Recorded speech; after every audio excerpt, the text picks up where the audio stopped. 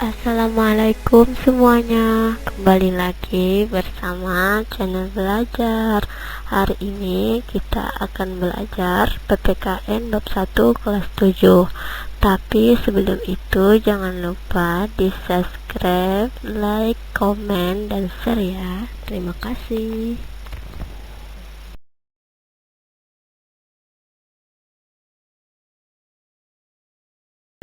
Bab 1, proses perumusan dan penetapan dasar negara.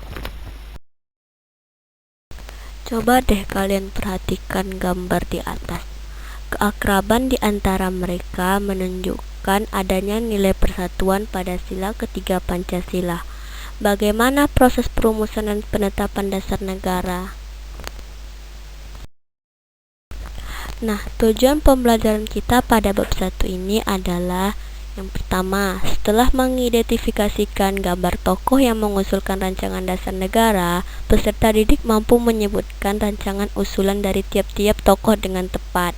Yang kedua, melalui kegiatan diskusi tentang rancangan dasar negara, peserta didik mampu menyampaikan pendapat tentang rancangan dasar negara yang dikemukakan para tokoh nasional dengan cermat. Ketiga, setelah membaca teks tentang proses penetapan dasar negara, peserta didik mampu menyampaikan alur latar belakang penetapan dasar negara dengan baik. Yang keempat, melalui kegiatan diskusi tentang nilai-nilai Pancasila, peserta didik mampu mengaplikasikan nilai-nilai Pancasila dalam kehidupan sehari-hari dengan tepat. Yang kelima, setelah mempelajari sikap para pendiri negara dalam merumuskan dan menetapkan dasar negara, peserta didik mampu membiasakan sikap tanggung jawab, komitmen, pantang menyerah, patriotis, dan nasionalis dalam kehidupan sehari-hari dengan sungguh-sungguh.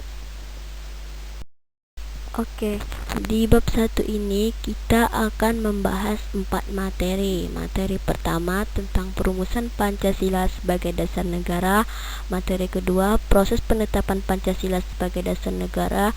Yang ketiga, nilai-nilai Pancasila sebagai dasar negara. Yang keempat, meneladan semangat para pendiri negara dalam merumuskan dan menetapkan dasar negara.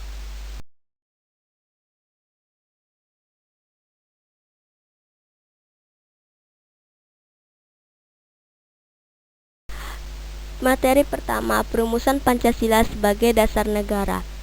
Kemenangan Jepang di Asia tidak bertahan lama. Pihak sekutu melakukan serangan balasan.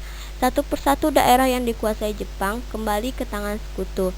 Melihat hal itu, pada peringatan pembangunan Jawa Baru tanggal 1 Maret 1945, Jepang mengumumkan pembentukan Dokoritsu Zanbyo Toyasakai atau Badan Penyelidik Usaha-Usaha Persiapan Kemerdekaan Indonesia atau yang disebut BPUPKI untuk menyelidiki usaha-usaha persiapan kemerdekaan. Janji Jepang membentuk BPUPKI direalisasikan pada tanggal 29 April 1945 bersamaan dengan hari ulang tahun Kaisar Hirohito. Secara resmi, BPUPKI dilantik oleh Jepang dengan anggota berjumlah 62 orang yang terdiri atas tokoh-tokoh bangsa Indonesia dan 7 orang anggota perwakilan dari Jepang. Ketua BPUPKI adalah Dr. KRT Rajiman Wedyaningrat dengan 2 wakil ketua yaitu Ichibangase Yoshio perwakilan dari Jepang dan RP Soeroso. Setelah mengetahui hal itu, BPUPKI mengadakan sidang sebanyak 2 kali, sidang resmi dan 1 kali sidang tidak resmi. Sidang resmi pertama dilaksanakan tanggal 29 Mei sampai dengan 1 Juni 1945 membahas tentang rumusan dasar negara Indonesia. Meskipun belum mencapai kesepakatan, akhirnya dibentuk Panitia 9. Lalu, siapa saja anggota Panitia 9? Anggota Panitia 9 yaitu yang pertama Ir Soekarno sebagai ketua, kedua Muhammad Hatta, yang ketiga Muhammad Yamin, yang keempat A.A. Marimis, kelima M.R. Ahmad Soebarjo sebagai golongan kebangsaan, keenam Kiai Haji Wahid Hasjim, ketujuh Kiai Haji Kahar Muzakir, kedelapan Haji Agus Salim, kesembilan R. Abi Kusno Jokro Suejoso golongan Islam. Lanjut, pada sidang kedua BPUPKI pada 10-16 Juli 1945, J. Latuh Harhari menemui Muhammad Hatta dan menyampaikan aspirasi agar 7 kata pada pernyataan pertama rumusan dasar negara dihapus, yaitu ketuhanan dengan kewajiban menjalankan syariat Islam bagi pemeluk-pemeluknya dan berubah menjadi ketuhanan yang Maha Esa.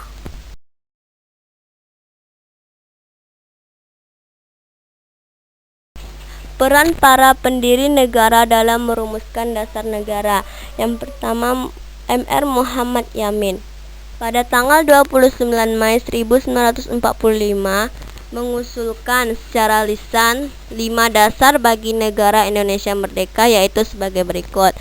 Pertama, peri kebangsaan. Kedua, peri kemanusiaan. Ketiga, peri ketuhanan. Keempat, peri kerakyatan. Kelima, kesejahteraan rakyat.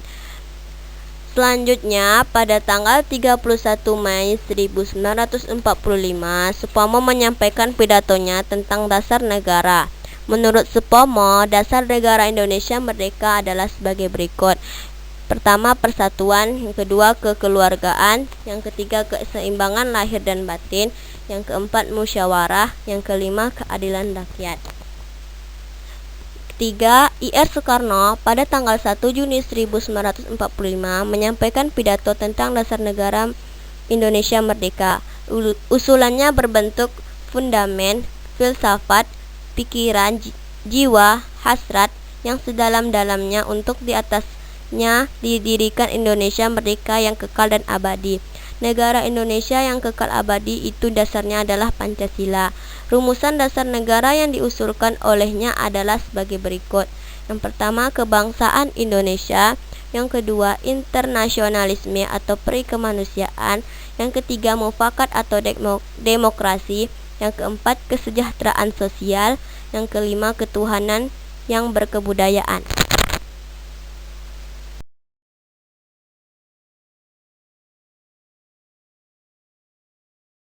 Materi kedua, proses penetapan Pancasila sebagai dasar negara. Yang pertama kita bahas adalah Pancasila sebagai dasar negara. BPUPKI berhasil merumuskan dasar negara. Selanjutnya, PPKI mempersiapkan kemerdekaan Indonesia dan pada tanggal 17 Agustus 1945 Indonesia merdeka. Dan sidang PPKI 18 Agustus menetapkan dan mengesahkan Undang-Undang NRI tahun 1945. Inilah yang menjadi cikal bakal Pancasila sebagai dasar negara, karena Pancasila termuat dalam alinea keempat pembukaan Undang-Undang NRI tahun 1945. Selanjutnya kita akan membahas tentang kedudukan Pancasila sebagai dasar negara. Yang pertama, Pancasila sebagai sumber dari segala sumber hukum Indonesia. Yang kedua, meliputi suasana kebatinan dari Undang-Undang NRI tahun 1945. Yang ketiga, mewujudkan cita-cita hukum bagi hukum dasar negara, baik tertulis maupun tidak tertulis. Yang keempat, mengandung norma yang mengharuskan memegang teguh cita-cita moral rakyat yang luhur. Yang kelima, sumber semangat bagi penyelenggara negara dan para pelaksana pemerintah. Lanjut, kita akan membahas dasar hukum Pancasila sebagai dasar negara. Yang pertama, pembukaan Undang-Undang NRI tahun 1945. Yang kedua, Dekret Presiden 5 Juli 1959. Yang ketiga, ketetapan MPRS nomor 20 MPRS 1966 tentang Memorandum DPR GR mengenai sumber tertib hukum Republik Indonesia dan tata urutan peraturan perundangan Republik Indonesia. Yang keempat, Instruksi Presiden nomor 12 tahun 1968. Yang kelima, ketetapan MPR nomor 18 MPRS 1968 tentang pencabutan ketetapan MPR I nomor 2 MPR 1978 tentang pedoman penghayatan dan pengamalan Pancasila atau Eka Prasetya Pancakrasa. Materi ketiga yaitu nilai-nilai Pancasila sebagai dasar negara. Apa saja? Yang pertama, nilai ketuhanan yang Maha Esa. Yang kedua, nilai kemanusiaan yang adil dan beradab. Yang ketiga, nilai persatuan Indonesia. Yang keempat, nilai kerakyatan yang dipimpin oleh hikmat, kebijaksanaan dalam permusyawaratan atau perwakilan. Yang kelima, nilai keadilan sosial bagi seluruh rakyat Indonesia. Lalu, bagaimana pelaksanaan nilai-nilai Pancasila tersebut? Kalian bisa menjawabnya dengan mengisi di kolom komentar ya. Materi keempat, meneladan semangat para pendiri negara dalam merumuskan dan menetapkan dasar negara. Sifat para pendiri negara dalam merumuskan dan menetapkan dasar negara yang pertama adalah tanggung jawab, kedua nasionalis, ketiga patriotis, keempat komitmen, kelima pantang menyerah. Nah, cukup sekian pembahasan bab 1 PKN kelas 7 kita pada hari ini ya. Terima kasih, semoga bermanfaat. Wassalamualaikum warahmatullahi wabarakatuh.